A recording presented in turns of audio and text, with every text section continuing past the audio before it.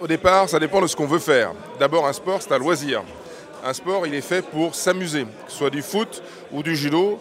C'est une passion qu'on vient chercher, c'est une passion qu'on vient développer. Après, si la compétition vous plaît, si ce sport-là devient quelque chose de viscéral, si c'est quelque chose qui rentre dans vous, là, c'est autre chose. Bon.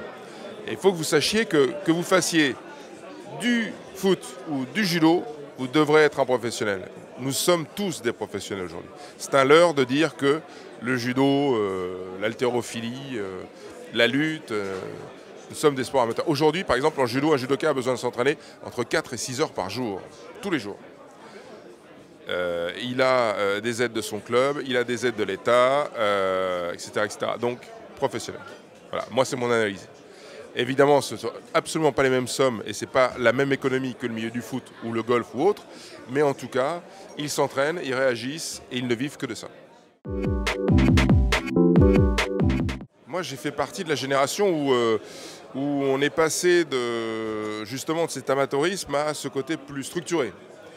Et donc j'ai eu la chance, lorsque j'avais 18 ans, d'être embauché sous convention par une entreprise locale à Maisons-Alfort, qui s'appelait Penouille. Et donc je m'entraînais et j'ai travaillé aussi pour l'entreprise. Bon. Une espèce de mi-temps. Bon. Et donc le montant de ma première paye à l'époque, je crois que ça devait être...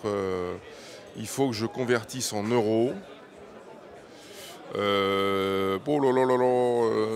500 euros, 600 euros. Payer mon loyer, mon loyer, ma bouffe. C'était déjà pas mal. Non, tout partait dans la vie, quoi. Voilà.